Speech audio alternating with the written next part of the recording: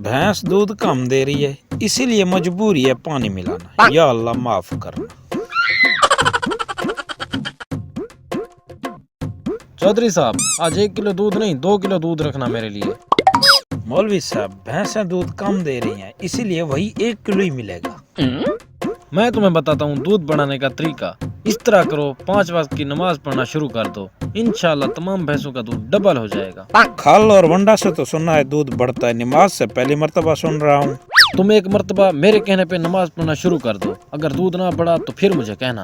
चलो इंशाल्लाह मिलते हैं फिर कल मस्जिद में।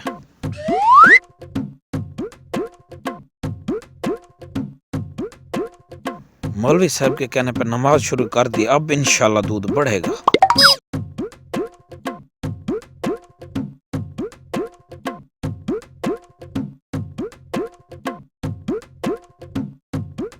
बेटा, आज नमाज पढ़ कर आया हूँ, बड़ी बाल्टी लेकर आओ, भैंस का दूध निकालते हैं। अब्बा, गजब हो गया है, आज हमारी भैंस मर गई। मौलवी ने तो कहा था नमाज पढ़ने से दूध बढ़ता है, भैंस कैसे मर गई? मिलता हूँ मौलवी से। मौलवी साहब, आपने तो कहा था नमाज पढ़ने से दूध बढ़ेगा, मेरी तो भैंस भी मर गई। टेंशन न लो, अल्लाह आजमा रहा है, नमाज ना छोड़ना, इंशाल्लाह दूध बढ़ेगा। ठीक है मौलवी साहब।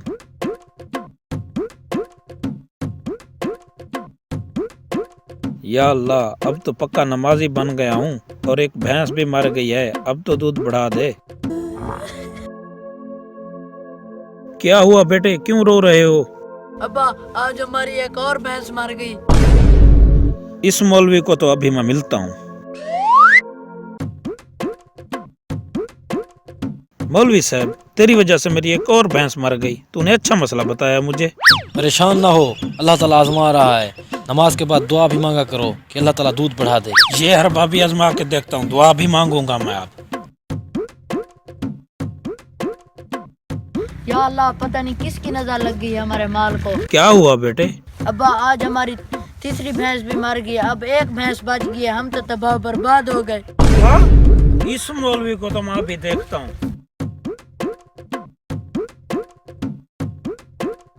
क्या हुआ, हमारी आखिरी भैंस किधर गई? हमारी आखिरी भैंस मर गई, अब ये कट्टा बचा हुआ है। क्या? अब तो मैं इस मौलवी को नहीं छोड़ूंगा।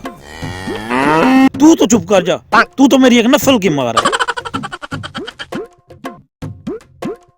मौलवी साहब, अब तो मैं तबाह बर्बाद हो गया, मेरी तो सारी भैंसें मर गई। क्या हो गया, मसला क्या बना? तुम्हारे कहने पर नमाज शुरू की, 4 दिन में 4 भैंसें मर गई। मेरे भाई, ये अल्लाह की तरफ से तुम्हारा इम्तिहान था। मौलवी साहब, ये अच्छा इम्तिहान था, मैं करोड़ों से पकौड़ों पे आ गया। मेरी बात अब गौर से सुनो, हमारे प्यारे नबी सल्लल्लाहु अलैहि वसल्लम और सहाबा कराम, हम उनके कदमों के खाक के बराबर भी नहीं हैं, लेकिन हमसे ज़्यादा मुसीबतें और इम्तिहानात उन्होंने देखे हैं। ये लाजमी नहीं कि नमाज पढ़ने से तकलीफ दूर हो जाती है, नमाज हमें रब से मिलाती है।